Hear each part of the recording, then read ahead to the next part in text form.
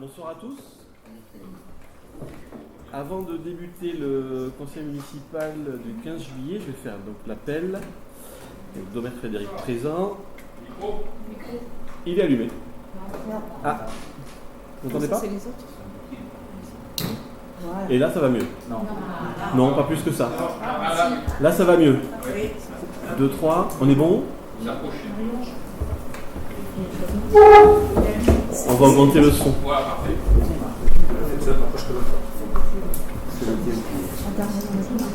C'est bon. Là, on entend mieux.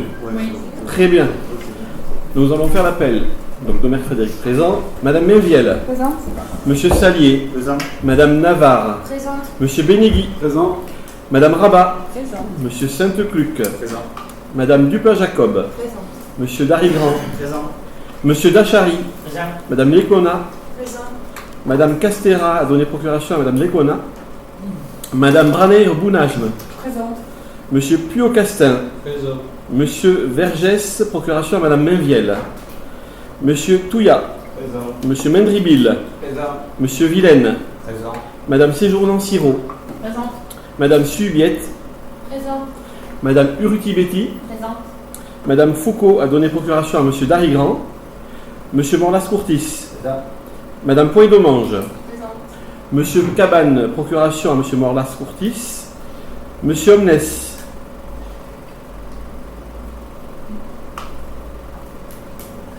Absent.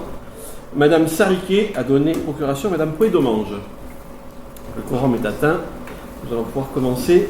Avant le début de la séance, je vous propose de rendre hommage à une personne chère à la ville de Salis et à la mairie de Salis, qui est Madame Noël Chag Madérou, qui a disparu. Et donc nous allons nous lever pour 1 minute de silence.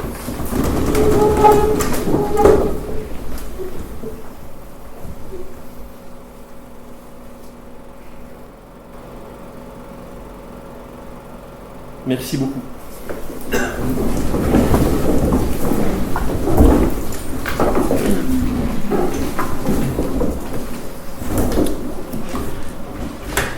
Nous allons commencer par le point sur les informations aux Salisiens sur les dossiers en cours. Et la parole est à Madame... Oui, secrétaire de séance, pardon.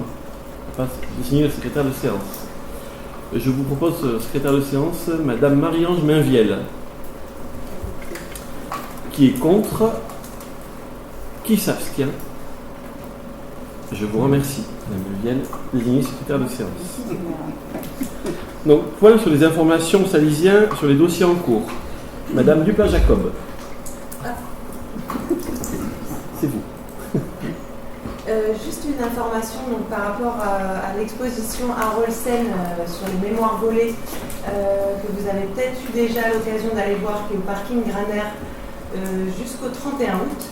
Nous allons avoir la chance de recevoir une pianiste de renom qui s'appelle Mélina Burlot, accompagnée de son chanteur qui s'appelle, je vais vous donner son nom tout de suite, qui a un nom un petit peu compliqué, je ne l'ai pas comme ça, mais ils viennent tous les deux le 29 juillet à 20h, ils vont se produire à la salle Jean Monnet pour 1 heure de chant. Ces chants viennent en fait des personnes qui étaient internées dans les camps de concentration, de Auschwitz jusqu'à Gurs. Et ces personnes-là, même dans tout ce qu'ils ont pu vivre de difficile, ont réussi à écrire des chansons et c'est ce qu'ils vont nous chanter. Je compte sur vous parce que c'est un bel événement, en tout cas en hommage à toutes ces personnes-là et ils seront 2, du coup c'est de 20h à 21h le 29 juillet, c'est un mercredi soir à la salle Jean Monnet à Salis. Et c'est entrée libre, c'est gratuit. Merci, monsieur le maire. Merci Madame Dupin-Jacob. Autre information, Madame Irène Rabat. La période de canicule qui s'est abattue sur notre pays nous a fait prendre conscience, si cela n'était pas déjà fait, de l'ampleur du réchauffement climatique. La ville de Salis-sous-Béarn a su s'adapter et protéger les enfants de l'école Ainsi, 4 classes ont été transférées de l'école La Fontaine vers l'ancienne école, devenue centre de loisirs, Grain de Sel, qui est maintenant climatisée. C'est d'abord avec l'accord de la communauté des communes qui a permis ce transfert en prêtant les bâtiments. Cette solution a permis de garantir la continuité des enseignements, a demandé une logistique de notre commune, tables, chaises et autres installées. La navette de la ville, mise à disposition des élèves et de leurs accompagnants, a effectué des déplacements de ceux-ci vers la restauration scolaire, 3 allers-retours au moment des repas. À travers moi, la municipalité remercie d'abord le président de la communauté des communes pour son engagement, le personnel technique qui a œuvré à l'installation du matériel, les enseignants, les personnels périscolaires et les bénévoles et les élus pour leur implication. Nous travaillons en vue des prochains épisodes de chaleur à des solutions qui permettraient aux élèves de rester sur site. Merci Madame Rabat. Je passe la parole à Madame Navarre. 2 informations. Point sur l'épisode canicule aussi. Le 20 juin, le samedi 20 juin à midi, notre commune est entrée dans une période de canicule. Dès 14h, le personnel et les bénévoles du CCAS ont commencé à appeler les personnes inscrites sur le registre des personnes vulnérables dont nous vous avions parlé lors du dernier conseil municipal. Le dimanche 21 juin, nous sommes passés en vigilance rouge.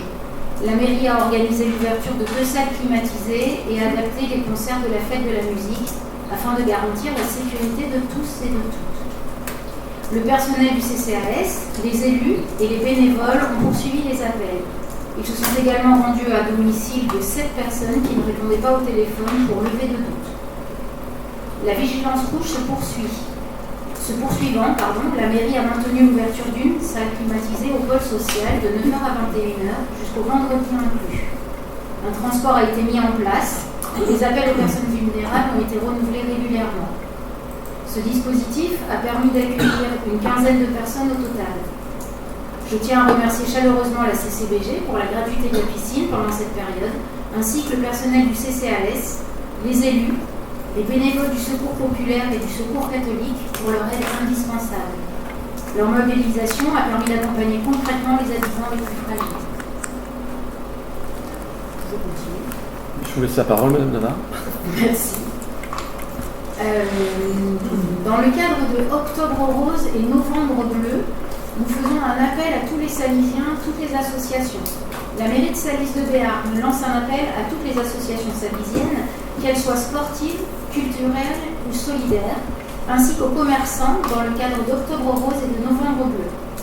Si vous portez un projet d'événement caritatif pour soutenir le dépistage et la recherche contre le cancer, donc Octobre Rose, c'est le cancer du sein, et Novembre Bleu, c'est tous les cancers masculins. N'hésitez pas à nous en informer. La mairie pourra relayer vos initiatives et après étude de votre dossier, pourra accompagner sous différentes formes. Je vous remercie. Merci Madame Navarre. La parole est à Monsieur Mendribille.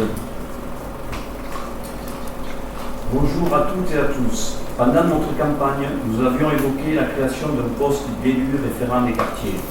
Monsieur le maire m'a donné cette responsabilité et je l'en remercie. Pour bien mener cette fonction, nous avons créé une adresse mail des quartiers de Salis de Béarn. Aujourd'hui, les demandes des administrés arrivent sur le formulaire de contact de la ville ou me parviennent directement. Alors je prends contact avec les Salisiennes et Salisiens pour fixer un rendez-vous sur les lieux du problème concerné. Tous les mois, pour des travaux conséquents, une réunion est organisée avec Monsieur le maire, l'adjoint des travaux, les services techniques et le secrétariat mairie pour le suivi des demandes et une prise de décision collégiale. Déjà, certains travaux demandés par les administrés ont été effectués et ils en sont satisfaits. Merci. Merci Monsieur Mendribille. Monsieur Salier. Donc, le 1er juillet, les habitants du chemin du R étaient invités à participer à une réunion portant sur la sécurisation et l'amélioration du cadre de vie du quartier. À l'issue de ces échanges, un projet a été validé par l'ensemble des participants et sera mis en place dans les prochains mois. Ce projet comprend la limitation de vitesse à 30 km/h sur le chemin du R, l'inversion des panneaux stop qui seront désormais plus positionnés sur le chemin du R et non plus sur les chemins le desservant. L'ajout de signalétique, notamment au niveau du pont, avec la pose de panneaux de priorité de croisement.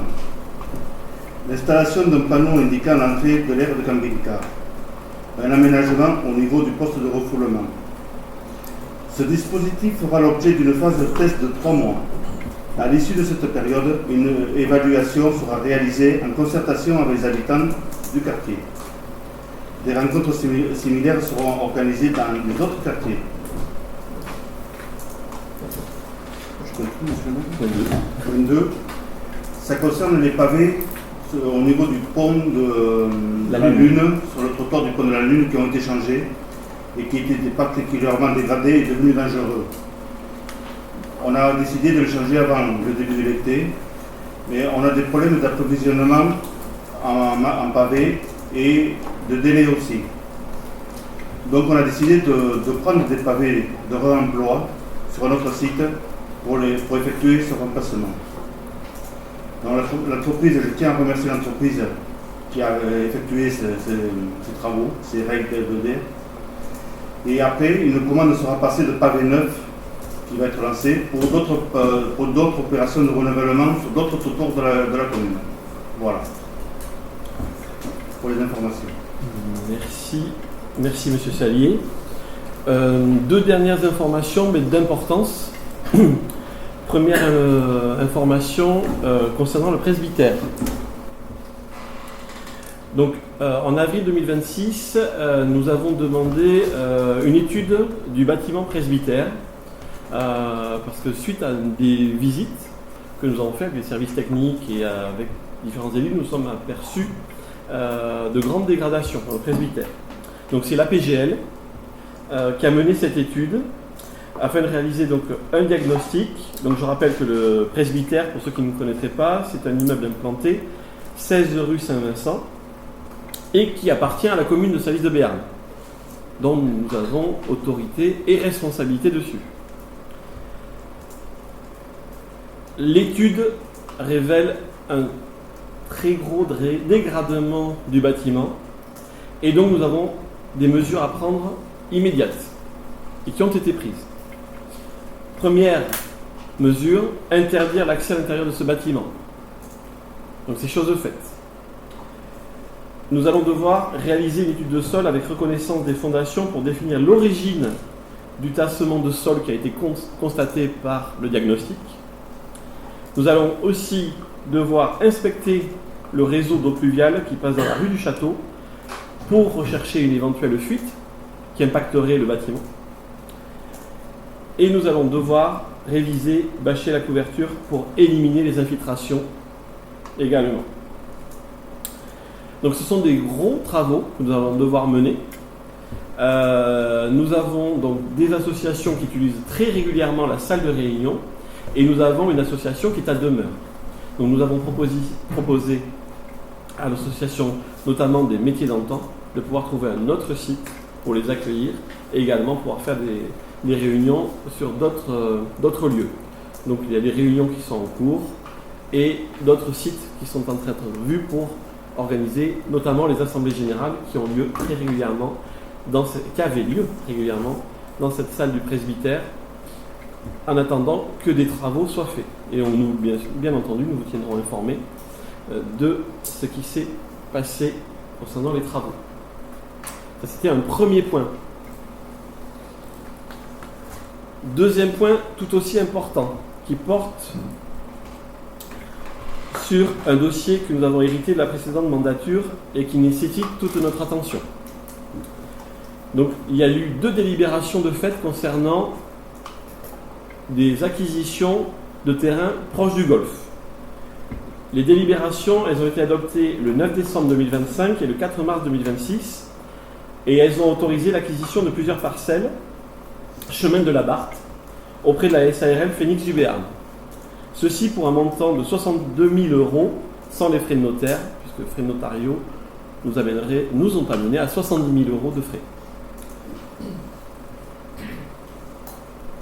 Ça a entraîné également la résiliation d'un bail amphithéotique portant sur ces terrains. Donc, dans le tour que nous avons fait de tous les bâtiments que la ville possède, eux, ou que nous avons acquis, le 12 mai dernier, avec les équipes techniques, Madame la DGS était également présente, plusieurs élus étaient présents, il est apparu, à l'issue de ces visites, que 2 des parcelles concernées demeurent soumises à un bail amphithéotique qui a été révisé en 2019 et qui court au minimum jusqu'en 2034. Donc, ce qui nous lie avec l'opérateur en place de ce bail amphithéotique qui est le golf. Donc, cette situation elle révèle une incohérence entre les délibérations adoptées et la réalité juridique des parcelles concernées.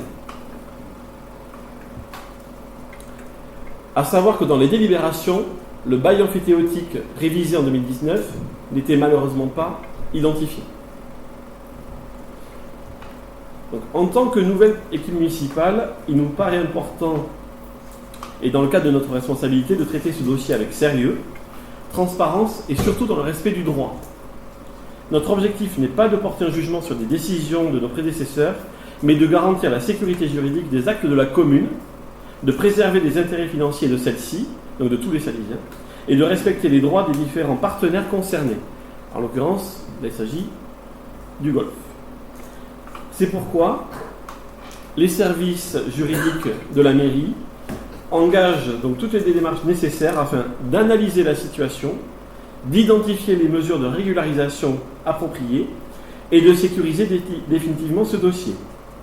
Le conseil municipal sera tenu informé, bien entendu, de l'évolution de cette procédure et des solutions qui seront proposées.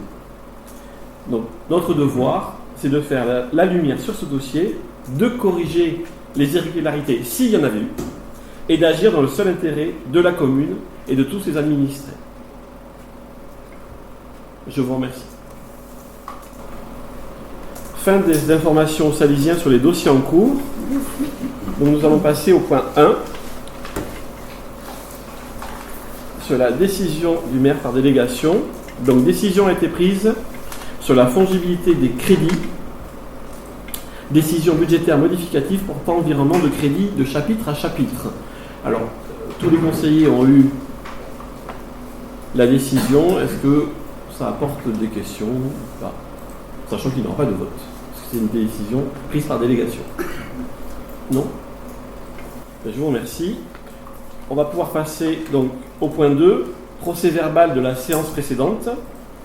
Alors, nous n'avons pas eu par mail au niveau des services, ni moi-même, de points ou de questions concernant le procès verbal, mais peut-être qu'il y a des questions tout de même. Non ? Très bien. Donc, je vous propose de passer au vote. Qui est contre le procès verbal de la séance précédente ? Qui s'abstient ? Eh bien, je vous remercie. Et donc, nous allons passer au point 3. Convention TE64 borne IRVE, M. Guy Puyot-Castin. Merci, Monsieur le maire. Monsieur le maire expose que le syndicat Territoire d'énergie 64, par le biais de son délégataire OCA 64, réalise le déploiement d'infrastructures de recharge pour véhicules électriques IRVE sur plusieurs communes du département. Il est proposé dans ce cadre d'implanter 2 nouvelles bornes de recharge parking grand air, selon le plan Joanne Alex et la diapositive qui est aujourd'hui accessible. Voilà, ces bornes occuperont 4 places de stationnement préexistantes et cette implantation est sans incidence financière pour la commune. Il est donc proposé au conseil municipal d'autoriser monsieur le maire à signer la convention avec le TE64. Voilà. Alors, est-ce que vous avez des questions techniquement ? Je peux apporter quelques éléments si vous êtes intéressé. Pour vous dire que les 2 bornes qui sont installées sont des bornes d'une puissance de 50 kW. Donc, il y a une étude qui a été menée pour pouvoir dimensionner les besoins. Voilà. Ça débouchera sur une DSP, délégation de service public, qui aura une durée de 15 ans. Voilà. 329 bornes sont prévues sur l'ensemble du territoire du département, qui représente un investissement de 21 millions d'euros. Donc il y a plusieurs acteurs dans cette opération. Donc il y a le TE64 et l'autorité délégante. Voilà. Il y a la société City Med 64, donc, qui correspond à Speed City Network et DEMA, le délégataire, donc, qui va être en charge de l'exploitation de cette opération et qui va la financer. Voilà. Et les deux acteurs, donc TE64, Territoire d'énergie 64, et CityF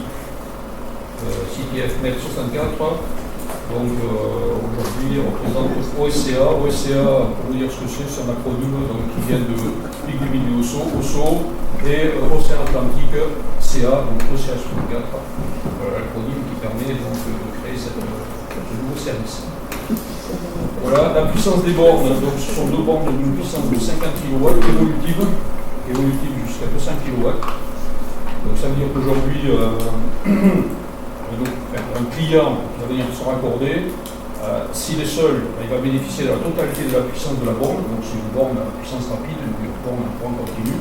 S'il y a deux opérateurs, il y aura un partage en fonction de la puissance de la batterie et du taux de charge de la batterie. Voilà.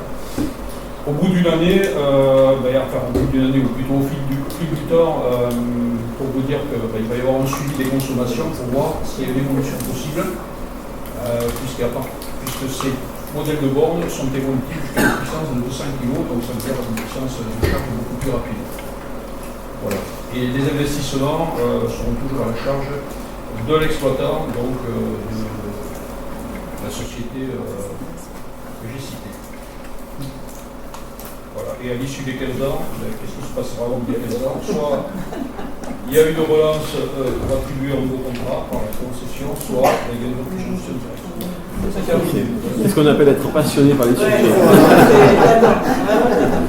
Y a-t-il pour les profanes? Voilà. Avez-vous des questions? Exceptionnel. Donc nous allons passer au vote. Qui est contre? Qui s'abstient? Je vous remercie. Merci, M. Thiocastin, pour toutes ces explications. Point 4. Renouvellement de la convention de tarification sociale des cantines scolaires. Madame Irène Rabat. Merci.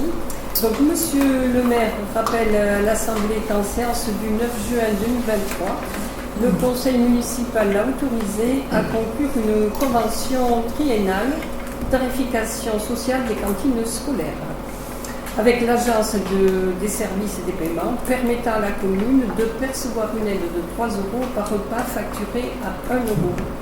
La convention arriva à son terme. Il convient de la renouveler jusqu'au 31 décembre 2027, date maximale fixée par le gouvernement, susceptible d'être prorogée à la suite des prochaines élections. Échéance électorale. Avez-vous des questions? Nous allons passer au vote. Qui est contre? Qui s'abstient? Je vous remercie. Merci Madame Rabat. Point 5. Tombe inscrite au patrimoine communal. Retrait et inscription, Madame Duplat-Jacob. Merci Monsieur le maire. Monsieur le maire expose que par délibération en date du 21 avril 2012, le conseil municipal a achevé une procédure de reprise de concession à l'état d'abandon démarrée en 2007. Parmi les concessions reprises par la commune, le conseil avait décidé qu'une petite vingtaine d'entre elles seraient inscrites au patrimoine communal. Vous les avez eues en pièce jointe de ce document. C'est-à-dire qu'elles auraient dû être remises en l'état par la commune. En réalité, rien n'a été fait et aujourd'hui, il conviendrait de les reprendre véritablement, c'est-à-dire de faire exhumer les défunts, de les inhumer dans un des ossuaires communaux, puis d'enlever les monuments qui s'y trouvent et ainsi pouvoir remettre ces emplacements en service pour de nouvelles familles. Par ailleurs, toujours parmi ces tombes, figure celle d'un des anciens maires de Salis de Béarn, le commandant Jean Morlas, maire de 1896 à 1900, situé cimetière Saint-Vincent, carré 3, numéro 3. À titre d'hommage et pour tout ce que cet élu a pu faire pour la commune, le maire suggère de la conserver et de la nettoyer pour lui redonner un bel aspect. De la même façon et pour les mêmes raisons, il suggère également d'entretenir la tombe de Monsieur le duc Alexandre de Leuchtenberg, qui est le fondateur de la maison de l'enfant russe au château de Mosqueros. Enfin, les tombes situées cimetière Saint-Martin, carré 02 numéro 34 et carré 7 numéro 1, sont devenues des ossuaires communaux, conformément à l'arrêté numéro 2025-03 1P. Monsieur le maire sollicite l'accord du conseil municipal pour retirer les tombes du patrimoine communal, reprendre au nom de la commune et remettre en service pour de nouvelles inhumations les concessions en état d'abandon figurant sur la liste ci-dessous. Cimetière Saint-Martin, vous avez plusieurs tombes, donc carré 1, carré 2, carré 6, je ne vais peut-être pas les nommer toutes. De la même manière, au cimetière Saint-Vincent, vous en avez également plusieurs, en carré 1, carré 3 et carré 7. Il suggère également d'entretenir les tombes du commandant Jean Borlas, maire de Salis de Béarn, de 1896 à 1900, tombe numéro 3 du carré 3 au cimetière Saint-Vincent, et de Monsieur le duc Alexandre de Leuchtenberg, fondateur de la maison de l'enfant russe au château de Mosqueros, tombe numéro 22 du carré 1 au cimetière Saint-Martin, en raison de l'intérêt historique local qui s'y attache et à titre d'hommage pour services rendus à la commune et à ses habitants. Est-ce que vous avez des questions ? Là, nous allons procéder au vote. Qui est contre ? Qui s'abstient ? Je vous remercie. Merci Madame Duplat-Jacob. Point 6, modification du règlement intérieur de la commune, Monsieur Dominique Touillat. Merci Monsieur le maire. Monsieur le maire rappelle que le règlement intérieur du personnel a pour objectif de définir les règles de fonctionnement et l'organisation du travail et des relations sociales au sein de la collectivité, droits, obligations, responsabilités et consignes à respecter. Il s'agit d'un outil de communication interne pour garantir une connaissance partagée des informations. Le règlement intérieur du personnel et de la collectivité a été adopté par délibération numéro 2025-57 du Conseil municipal en date du 18 septembre 2025. Monsieur le maire propose d'apporter des modifications aux dispositions prévues par le document notamment en matière de gestion des absences. Le projet de règlement intérieur du personnel est joint en annexe, modification surlignée en jaune aux pages 10, 21, 23 et 24. Monsieur le maire informe l'Assemblée que l'avis du comité social territorial du 15 juillet 2026 au matin est reporté en séance. Un avis favorable a été émis ce matin. Monsieur le maire sollicite l'avis du conseil municipal. Y a-t-il des questions? Nous pouvons procéder au vote. Qui est contre? Qui s'abstient? Je vous remercie. Merci Monsieur Touillat. Point 7, modification du temps de travail supérieur à 10% du temps complet. Agent d'entretien des locaux, Monsieur Bertrand Vilaine. Merci Monsieur le maire. Dans le cadre d'un renforcement du besoin au sein des salles municipales, Monsieur le maire expose la nécessité de modifier le temps de travail d'un agent d'entretien des locaux et de porter son temps de travail hebdomadaire de 21 à 26 heures à compter du 1er août 2026. Modification supérieure à 10% du temps complet. L'agent se verrait confier les missions suivantes. Préparation et entretien des salles au sein des bâtiments communaux, mairie, espace culturel, annexe de Mosqueros, partie commune du Chêne, contrôle de l'état de propreté des locaux. Monsieur le maire propose par conséquent de procéder à la suppression de l'ancien emploi 21 heures et à la création du nouvel emploi 26 heures au tableau des effectifs joint en annexe. Monsieur le maire informe l'Assemblée que l'avis du comité social territorial sera émis le 15 juillet 26 matin et rapporté en séance. Donc, le comité social territorial a émis ce matin un avis favorable. Monsieur le maire sollicite l'avis du conseil municipal. Avez-vous des questions? Je vous propose donc de passer au vote. Qui est contre? Qui s'abstient? Je vous remercie. Merci Monsieur Vilaine. Je redonne la parole à M. Touya pour le point 8. Dans le cadre d'une réorganisation des services municipaux, M. le maire expose la nécessité de prévoir la suppression de l'emploi permanent d'agents d'animation et d'entretien des locaux à compter du 1er septembre 2026. M. le maire propose par conséquent de procéder à la suppression de cet emploi, 11h41, au tableau des effectifs joints à l'annexe. M. le maire informe l'Assemblée que l'avis du comité social territorial sera émis le 15 juillet 2026 au matin et rapporté en séance. Le Conseil a émis ce matin un avis favorable. Monsieur le maire sollicite l'avis du Conseil municipal. C'est le comité qui a donné l'avis favorable. Y a-t-il des questions? Nous pouvons procéder au vote. Qui est contre? Qui s'abstient? Je vous remercie. Merci M. Touya. Point 9, création d'un emploi permanent d'agent d'entretien des locaux à temps non complet. M. Vilaine. Dans le cadre d'une réorganisation des services municipaux, M. le maire expose la nécessité de prévoir la création d'un emploi permanent d'agent d'entretien des locaux à compter du 17 août 2026 à raison de 5 heures par semaine. L'agent se verrait confier les missions suivantes: préparation et entretien des salles au sein des bâtiments communaux, espaces culturels et centres techniques municipaux, contrôle de l'état de propreté des locaux. Monsieur le maire propose de créer cet emploi au tableau des effectifs joint en annexe. Monsieur le maire sollicite l'avis du conseil municipal. Avez-vous des questions? Juste, avant de passer au vote, juste peut-être une petite précision.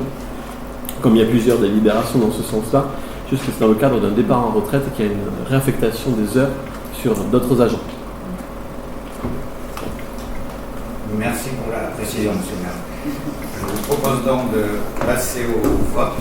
Qui est contre? Qui s'abstient? Je vous remercie. Point 10. Création d'un emploi permanent d'agent d'animation à temps complet. M. Touya. Dans le cadre d'une réorganisation des services municipaux, M. le maire expose la nécessité de prévoir la création de l'emploi permanent d'agents d'animation et d'entretien des locaux à compter du 1er septembre 2026 à raison de 6 heures semaine. L'agent se verrait confier les missions suivantes: surveillance des enfants durant le temps scolaire méridien, proposition d'animation à l'attention des enfants. Monsieur le maire propose de créer cet emploi au tableau des effectifs joints en annexe. Monsieur le maire sollicite l'avis du conseil municipal. Y a-t-il des questions? Je vous propose de passer au vote. Qui est contre? Qui s'abstient? Je vous remercie. Merci M. Touya. Monsieur Vilaine. Point 11. Création d'un emploi permanent d'agent d'animation et d'entretien des locaux à temps complet. Dans le cadre d'une réorganisation des services municipaux, monsieur le maire expose la nécessité de prévoir la création d'un emploi permanent d'agent d'animation et d'entretien des locaux à compter du 1er septembre 2026. L'agent se verrait confier les missions suivantes: référence du service scolaire, assistance du personnel enseignant pour l'accueil, l'animation et l'hygiène des enfants, participation à la communauté éducative, entretien des locaux destinés aux enfants, surveillance des enfants durant le temps périscolaire.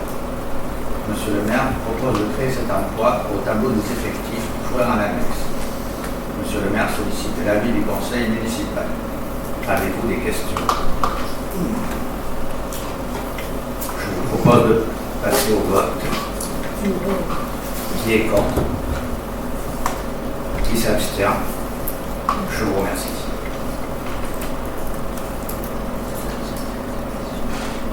Point 12. Création d'un emploi non permanent d'agent d'animation et d'entretien des locaux à temps non complet. M. Touya. Dans le cadre d'un nouveau besoin au sein du service scolaire, M. le maire expose la nécessité de prévoir la création d'un emploi non permanent d'agent d'animation et d'entretien des locaux pour la période du 1er septembre 2026 au 2 juillet 2027 inclus, à raison de 30 heures semaine. L'agent se devrait confier les missions suivantes: assistance et accompagnement des enfants pendant le temps cantine, mise en place et surveillance du temps de sieste, participation à la communauté éducative, surveillance des enfants pendant le temps périscolaire et entretien des locaux scolaires et communs. Monsieur le maire propose de créer cet emploi au tableau des effectifs joints en annexe. Monsieur le maire sollicite l'avis du conseil municipal. Y a-t-il des questions? Je vous propose donc de passer au vote. Qui est contre? Qui s'abstient? Je vous remercie. Nous continuons dans la création d'un emploi non permanent d'agent d'animation à temps non complet. Monsieur Villaine. Dans le cadre d'un nouveau besoin au sein du service scolaire, Monsieur le maire expose la nécessité de prévoir la création d'un emploi non permanent d'agent d'animation pour la période du 1er septembre 2026 au 2 juillet 2027, inclus, à raison de 7h27 par semaine. L'agent se verrait confier les missions suivantes: surveillance des enfants durant le temps périscolaire méridien, proposition d'animation à l'attention des enfants. Monsieur le maire propose de créer cet emploi au tableau des effectifs joints en annexe. Monsieur le maire sollicite l'avis du conseil municipal. Avez-vous des questions? Je vous propose de passer au vote. Qui est contre? Qui s'abstient? Je vous remercie. Merci beaucoup. Point 14. Accompagnement d'un apprenti au sein du service communication. Monsieur Darigrand. Monsieur le maire présente le projet de recruter un étudiant pour réaliser un apprentissage au sein du service communication à compter de la rentrée scolaire 2026-2027. Compte tenu de l'intérêt de la démarche pour l'évolution du service, il sollicite l'autorisation de mettre en place cet accompagnement. L'apprentissage aura pour durée le temps de validation du diplôme, selon le profil retenu, formation supérieure de niveau RNCP 5, 6 ou 7. Les missions confiées à l'apprenti seraient les suivantes: concevoir et réaliser des produits de communication, développer les réseaux sociaux de la collectivité, site internet, Facebook, Panneau Pocket et autres réseaux, participer à l'organisation de réceptions et événements. Monsieur le maire informe l'Assemblée que l'avis du CST sera émis le 15 juillet 2026, matin, et rapporté en séance.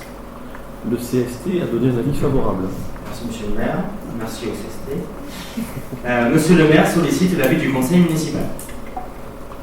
Est-ce qu'il y a des questions? On passe au vote. Qui est contre? Qui s'abstient? Je vous remercie. Point 15. Je perds la voix. Tarif de location des barrières Bava. Monsieur Éric Salier. Monsieur le maire rappelle qu'en séance du 18 septembre 2025, des tarifs de location de matériel a été adopté pour l'année 2026. Il propose d'ajouter un tarif pour la location de nos barrières anti-intrusion permettant de sécuriser l'accès au centre-ville lors de manifestations.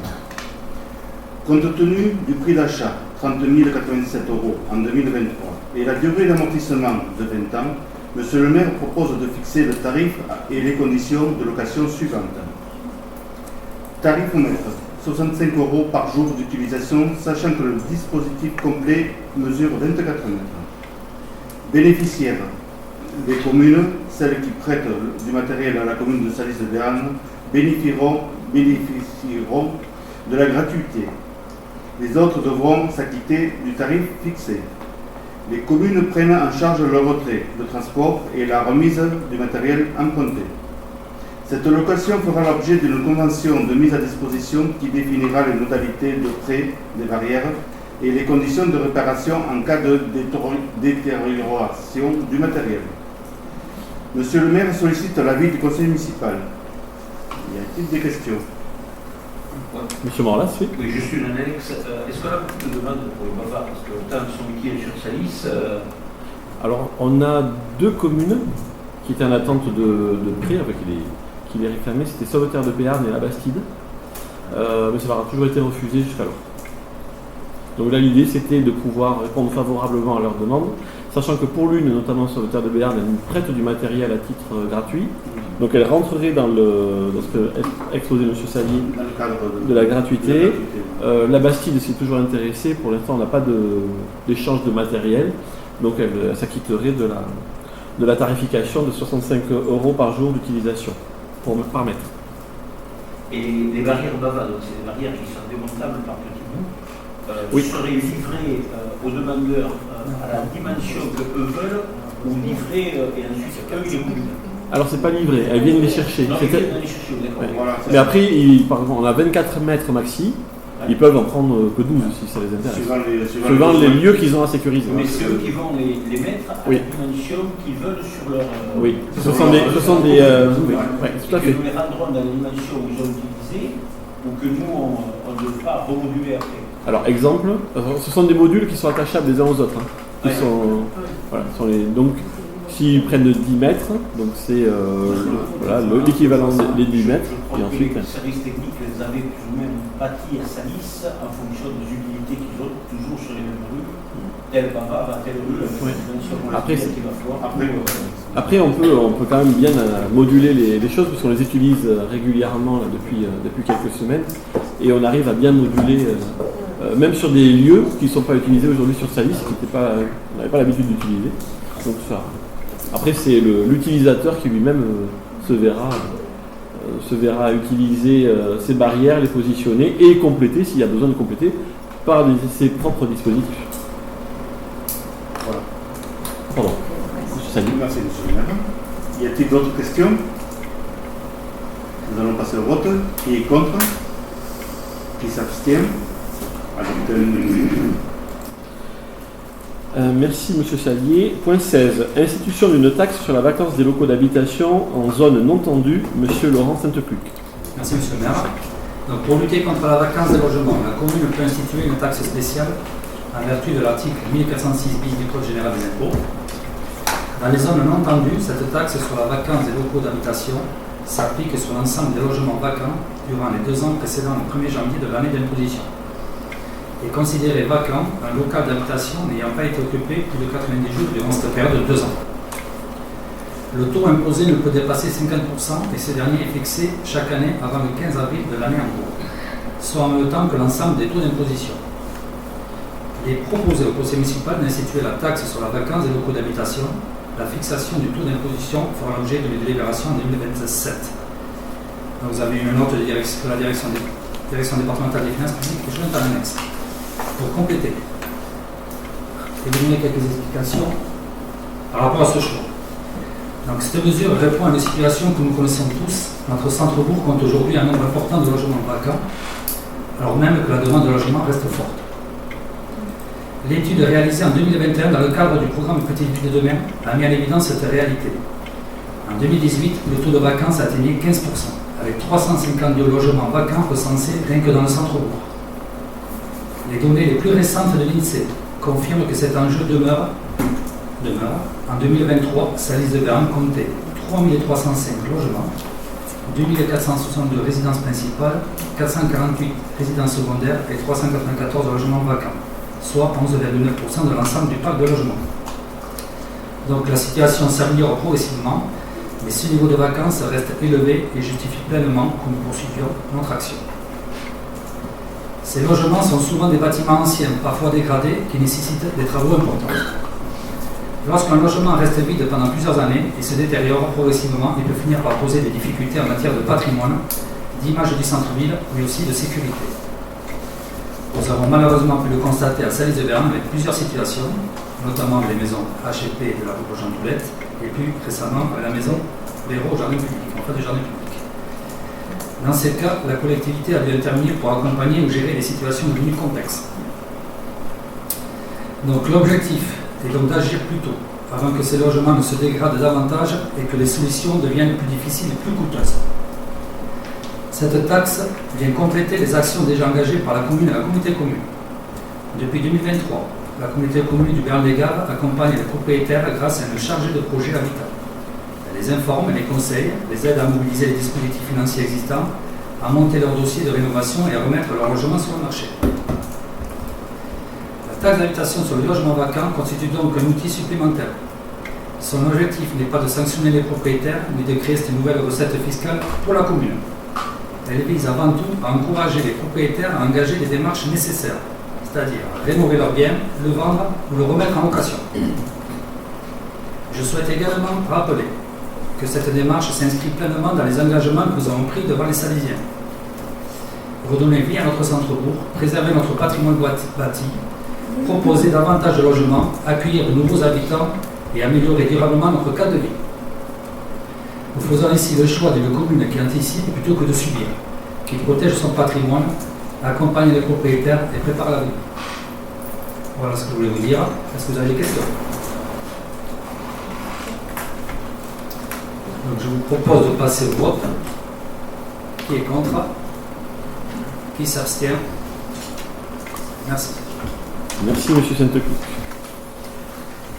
Point 17. Mise à disposition à titre onéreux d'une licence 4 communale. Madame Sylvie Subiette. Merci, Monsieur le maire. Monsieur le maire rappelle que la commune est propriétaire d'une licence 4 qu'elle a acquise de la SARL Casino de la Rotonde par acte du 26 mars 1990. Cette licence 4, faute d'être exploitée depuis plusieurs années, arrivera à expiration à partir de juin 2027. Aussi, pour garder le bénéfice de la licence, il est possible de la mettre à la location. La licence pourrait ainsi être louée aux professionnels intéressés, moyennant un loyer annuel de 2 800 € et la signature d'un contrat de location. Ce montant sera actualisé chaque année en fonction de l'indice des loyers commerciaux tel qu'il est publié par l'Institut national de la statistique et des études économiques. Il est proposé de mettre la licence 4 communale à la location aux conditions susvisées. Y a-t-il des questions? Monsieur Moras. Juste une oui, la licence 4, oui, je suis en train de demander à Michou laquelle c'était celle qui était à la Rotonde. Feu Casino qui était à la Rotonde. Et est-ce que cette licence est utilisée et a été demandée de temps en temps par des gens pour des manifestations Alors, les dernières fois qu'elle a été utilisée, donc c'était avant 2018, c'était grand événement qu'il utilisait. Lorsque l'on faisait le réveillon du 31 décembre à la Rotonde. C'était le seul événement parce qu'elle est rattachée toujours à un site. C'est-à-dire que par exemple, là aujourd'hui, elle est positionnée physiquement à la Rotonde. Si demain, un professionnel voulait nous la louer, elle se déplacerait sur le site où il exploitera cette licence 4. D'où une convention, d'où un contrat de location avec un terme et une échéance pour pouvoir derrière la récupérer. Il n'y avait pas un problème de déplacement de la licence à l'intérieur du territoire. Elle est à Salis, elle reste à Salis. Elle doit rester forcément à Salis. Elle doit être prêtée par exemple par quelqu'un de Béarn. Non, elle doit rester sur Salis de Béarn, sinon nous la perdons.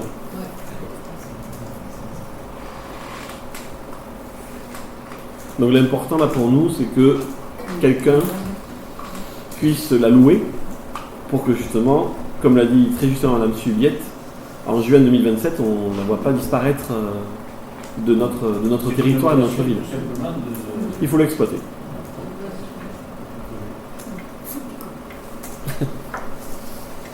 Merci. D'autres questions? Nous pouvons passer au vote. Qui est contre? Qui s'abstient? Je vous remercie. Merci Madame Subiette. Nous passons au point 18, demande de subvention exceptionnelle, association La Case au Sophisme. Madame Mériel. Son micro. Et son micro. Monsieur le maire expose que l'association La Case au Sophisme, qui organise le festival de la fête des sottises sur la commune et de manière générale des actions en faveur de la culture sur le territoire du Béarn-Légat, sollicite une subvention exceptionnelle de 500 €. Ce projet s'inscrit dans la même dynamique que le projet L'Homme debout, comme lors de l'année 2021. Je précise que la sculpture en osier est toujours visible dans le parc Mosquera. L'association demande une participation de la commune pour leur projet avec l'omnicircus, parenthèse, point parenthèse, titre en toutes lettres. Cet événement se déroulera sur notre territoire de Béarn-Légat du 30 septembre au 10 octobre. Vous avez reçu le détail en annexe. L'artiste de cirque funambule s'installera devant la maison des parcs Roland, place du Bayard. Avant de passer aux questions et au vote, je vous propose de regarder un petit film de présentation de cet événement. Madame Caroline Navarre.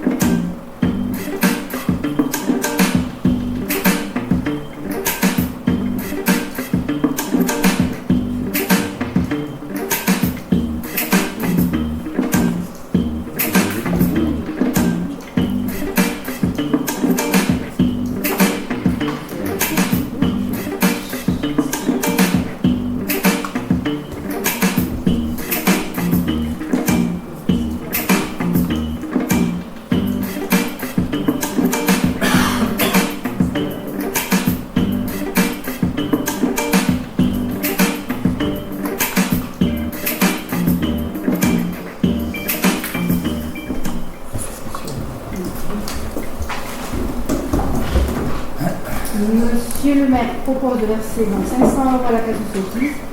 Une décision du maire sera prise des poids lourds et les crédits nécessaires au versement de la subvention. Y a-t-il des questions? Monsieur Morlas. Je ne monopolise pas le micro. Moi, il y a une chose qui me dérange, c'est le versement de la subvention à la case. Je ne suis pas contre, bien au contraire, qu'un artiste de rue qui fait une prestation fasse une facture à la mairie et qu'on lui paye à lui les 500 € de sa prestation. C'est une forme d'animation de Saint-Émile dans les rues. À la limite, pourquoi pas le développer? C'est vrai qu'il y a des périodes de l'année où il y a totalement la place pour ce genre de prestation.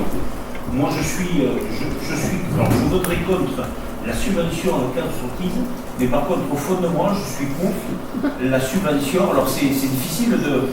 Je ne peux pas faire la part des choses, mais je serais pour que, par exemple, le prestataire qui fait cette animation, lui, fasse une facture à la mairie et qu'à lui, on lui paye la prestation. Alors, je ne sais pas comment on peut l'interpréter dans le vote, mais. C'est du funambulisme, ça correspond bien. Juste pour préciser les choses. Oui, c'est un projet, voilà, c'est un projet de territoire, donc qui est inscrit comme l'était l'Homme debout en 2021. D'ailleurs, c'est vous qui l'aviez proposé d'ailleurs à cette occasion et nous l'avions tous validé en conseil municipal. Donc ça fait partie du projet de territoire, oui, que porte la case Sotis. Sachant que bon, c'est 500 € pour la ville de Salis, pour Sauveterre de Béarn et pour Navarrenx, puisqu'il intervient dans les trois centres-bourgs. Donc c'est eux qui le portent et c'est vrai que ça a du sens justement parce que ça permet aussi de générer une certaine cohérence et un travail de territoire, je répète un peu, projet de territoire, au sein du Béarn légal. Donc ça c'est ce qui est important. Mais peut-être que Mme Mézières veut ajouter quelque chose. Surtout, ils étaient déjà venus sur les lieux à Salis en fin d'année 2025 pour se rendre compte où c'est qu'ils pouvaient se mettre. Donc voilà, comme je dis tout à l'heure, ils s'installeront devant les partenaires, mais c'est déjà quelque chose qui était en amont, qui était prévu. Mais je défends le principe, mais je vous dis, c'est le fait de verser les crédits qui me gêne. Ce genre de prestation, c'est même peut-être à développer dans le service comme des artistes comme ça qui viennent de temps en temps faire des prestations au même titre que quand on a des prestataires réguliers à faire de la musique, ça peut se défendre. Après, si c'était isolé, il n'aurait pas eu, ça n'aurait pas pu se déployer, sachant que la subvention est tellement modique que si la case Sotis ne le portait pas, il est clair que l'Only Circus ne pourrait pas avoir lieu sur le territoire. Juste à précision. Mais j'entends. Juste pour préciser, ils ont aussi un événement prévu cette année à Saint-Martin, donc un événement qui est gratuit.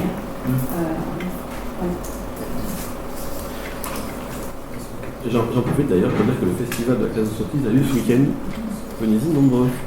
C'est un événement important pour le territoire et notamment pour la ville de Salis de Béarn, parce qu'on parle de culture, d'accès à la culture gratuite, proposée à toutes et tous, mais c'est aussi un impact important pour la vie économique de la ville, voilà, avec les nombreuses visites, que ce soit des touristes, des salisiens ou curistes qui assistent chaque année nombreux à cet événement. Il ne faut pas se voter, monsieur le maire. Passons au vote. Qui est contre? Qui s'abstient? C'est deux. C'est deux ou un? Deux, d'accord. Je vous remercie.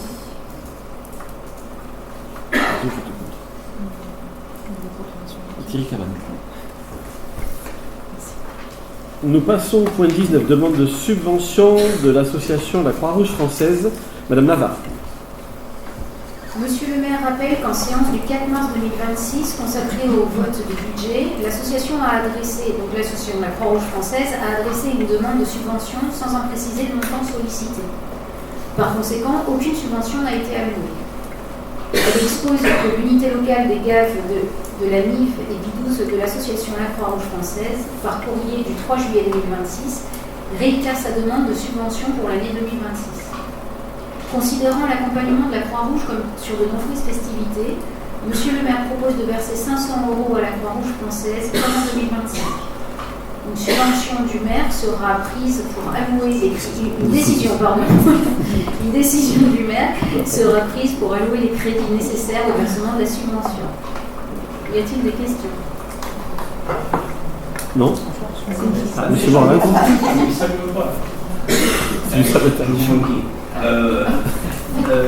J'ai toujours défendu la Croix-Rouge au niveau de la proposition de cette demande de subvention.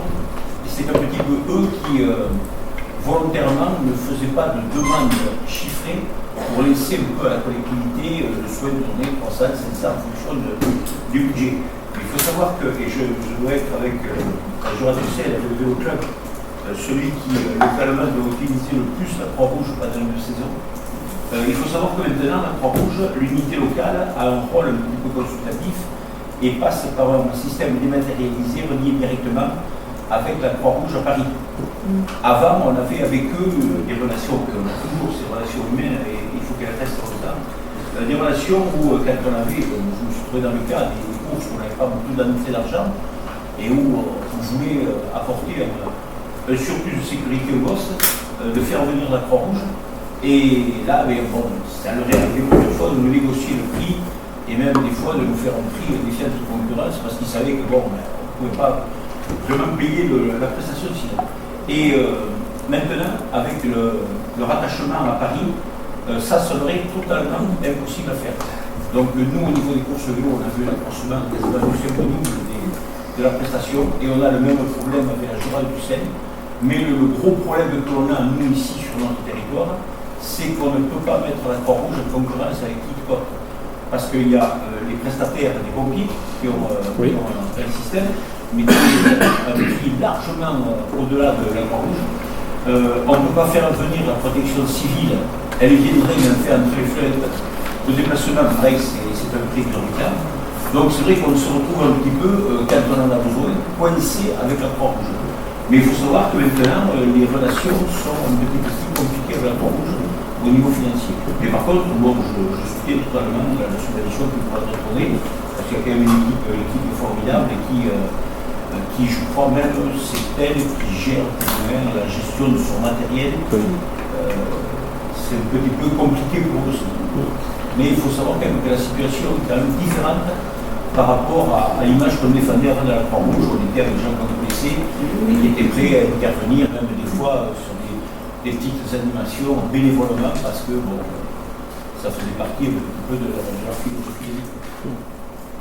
Non, mais vous avez raison, le fait de humaniser la relation, puisqu'ils nous ont écrit, donc on s'est mis en contact directement avec eux. Donc c'est vrai que le lien, en tout cas au niveau local, et retissé. Madame Navarre, pardon. Il y a d'autres questions. Y a-t-il d'autres questions? Nous passons au vote. Qui est contre? Qui s'abstient? Je vous remercie. Point 20. Versement d'une indemnité d'éviction au fermier, terrain chemin du Padu, indivision Foisse. Monsieur Salier. Monsieur le maire rappelle que par la délibération numéro 2026-45 du 5 juin 2026, le conseil municipal a décidé d'acquérir auprès de l'indivision Fosse les parcelles cadastrées H619, 625, 626, 614, 615, 633 et 618 situées chemin du Padu.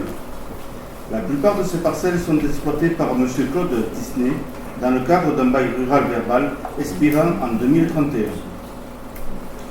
La commune souhaite pouvoir disposer de ces parcelles dans les plus brefs délais afin de pouvoir réaliser les études et aménagements nécessaires à la construction de la future station d'épuration. Aussi, il a été convenu avec M. Disney de procéder à la résiliation anticipée du bail contre versement d'une indemnité d'éviction telle que prévue par le Code rural et de la pêche maritime. Après négociation avec M. Disney, ce dernier a exprimé son accord pour la résiliation du contrat de bail au 31 décembre 2026 en échange du versement d'une indemnité de 35 000 €. Il est proposé au conseil municipal d'autoriser la résiliation du bail et le versement de cette indemnité aux conditions susvisées. Y a-t-il des questions? Pas de questions? Nous allons passer au vote. Qui est contre? Qui s'abstient? Adopter l'unanimité. Merci, Monsieur Salier. Point 21. Commission locale d'évaluation des charges transférées, la CLECT. Désignation des membres. Madame Sylvie Braneir. Merci, Monsieur le maire. Monsieur le maire informe que par délibération du 22 mai 2026, le Conseil communautaire de la communauté de communes du Béarn-Légal a déterminé la composition de la commission locale d'évaluation des charges transférées, la CLECT, pour le mandat en cours. Son rôle principal est d'évaluer les transferts de charges entre les communes membres de l'intercommunalité afin de neutraliser les impacts financiers de ces transferts par l'ajustement des attributions de compensation. Son rôle est aussi de définir une méthodologie commune à l'évaluation des charges transférées, de collecter les informations utiles auprès des communes et des exploités, élaborer un rapport sur le montant des charges de transfert lors de la première année d'adoption de la fiscalité professionnelle unique et à chaque transfert de compétences dans les 9 mois suivant la date effective de transfert. Pour faire suite à cette délibération communautaire, le conseil municipal doit désigner 4 représentants sans suppléant pour siéger à la CLECT. Ils seront désignés en séance. En l'espèce, 3 personnes du conseil municipal sont déjà proposées par Monsieur le maire. Il s'agit de Monsieur Éric Salier, de Monsieur Bertrand Vilaine et de moi-même. Quelqu'un de la liste Salis pour vous souhaite-t-il rejoindre cette commission?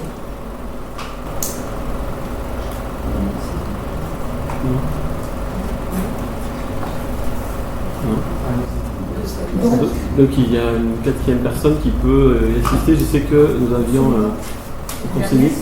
A priori, c'est Madame Agnès Séjournant-Sirot qui sera rajoutée dans cette commission.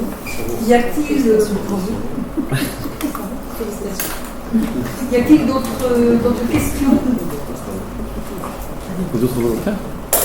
Nous pouvons procéder au vote. Qui est pour? Tout le monde. Qui s'abstient? Je vous remercie. Merci, Madame Braneir. Concernant les questions diverses, alors, nous avons reçu 3 questions diverses, mais d'un conseiller municipal absent. Donc, alors, je vais faire appel au règlement intérieur, qui est valable jusqu'au vote du prochain règlement intérieur, qui sera voté en septembre prochain. Lorsque le conseiller municipal est absent et non excusé, Donc la lecture des questions diverses ne se fait pas. Toutefois, je vais juste rappeler, j'ai vu les 3 questions diverses. Le règle, c'est d'avoir des questions diverses qui sont succinctes, donc qui évitent de dépasser les 2 pages par question. C'est très intéressant, ça permet de les traiter de manière un petit peu plus qualitative. Et ce qui serait bien, c'est que lorsque les personnes posent des questions diverses, elles soient présentes pour en débattre aussi. Ce qui fera avancer, je pense, le conseil municipal, en tout cas la démocratie de notre cité. Donc, si le conseiller municipal souhaitait que je traite ces questions, je peux lui répondre par écrit avec grand plaisir. S'il en fait la demande, bien entendu. Il y a aussi des questions sur la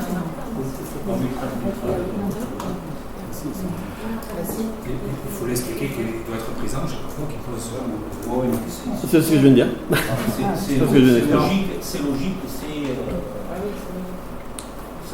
ça se débat même pas. Oui, c'est respectueux aussi de l'Assemblée, du conseil municipal, de tous les conseillers et conseillères présentes. Par contre, si vous permettez, monsieur le maire, dans la question 3, il y avait sur Octobre Rose, je crois qu'il posait la question sur le logo de la commune, qui pendant Octobre Rose prenait la couleur rose.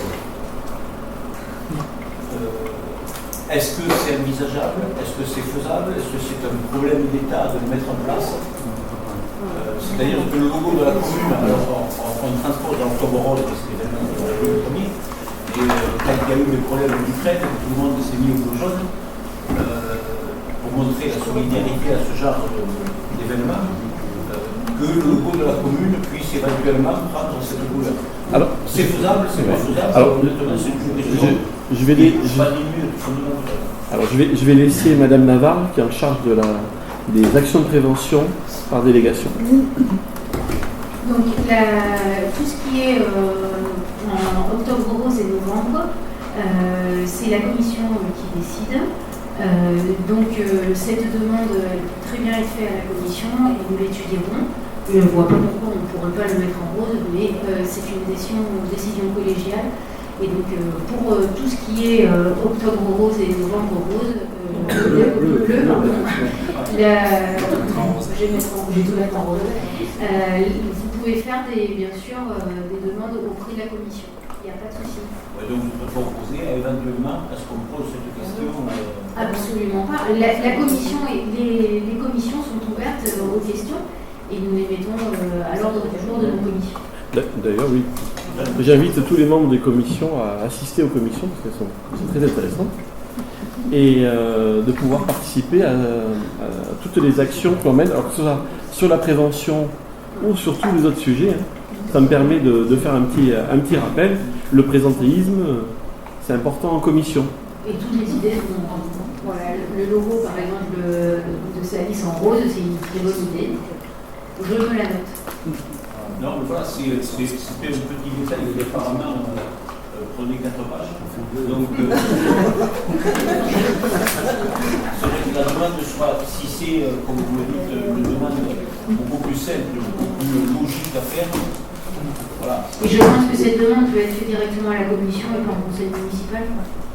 Oui, je vous remercie. Merci. Ainsi s'achève le conseil municipal de ce jour. Alors, nous sommes donc. Alors, pour ceux qui partent en vacances, vous êtes de très bonnes vacances. On m'entend plus ?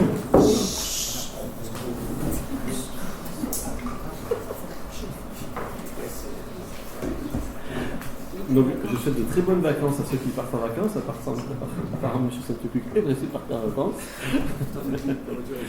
Et on se retrouve donc tout début septembre pour le prochain conseil municipal. Merci à vous. Bonne soirée.